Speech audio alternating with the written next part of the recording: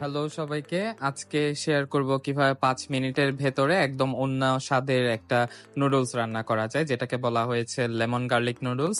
তো প্রথমে আমি এখানে একটু গার্লিক কুচি, তারপরে একটু ধনেপাতা কুচি অ্যাড করে দিলাম। সাথে দিচ্ছি চপস্টিক নুডলস, আমি যেটা ইউজ করেছি সেটারই যে টেস্ট মেকারটা ছিল সেটা।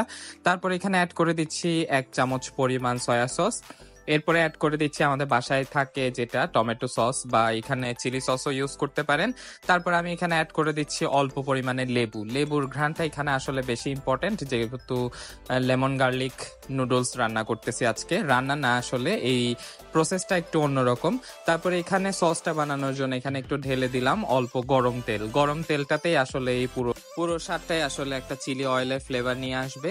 তো এটা ভালোভাবে মিক্স করে এখানে অ্যাড করে দিতে হবে সেদ্ধ করে রাখা নুডলস। অ্যাড করার পর এটাকে একটু ভালোভাবে নেড়ে চেড়ে একটু ভালোভাবে মিক্স করে নিলে তৈরি হয়ে যাবে আমাদের লেমন গার্লিক নুডলস। এই নুডলসটা একটু অন্যান্য নুডলসের রান্নার থেকে একটু অন্যরকম স্বাদ, যেটাতে আসলে লেমন আর গার্লিকের ফ্লেভারটা একটু বেশি থাকবে।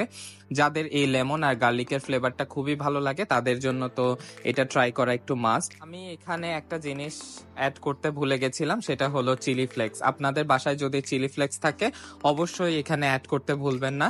তো আপনারা অবশ্যই এটা ট্রাই করবেন, আর ট্রাই করে আমাকে জানাতে ভুলবেন না কেমন লাগলো। তো এটাই ছিল আমার আজকের ভিডিও। সবাই ভালো থাকবেন। আল্লাহ হাফেজ।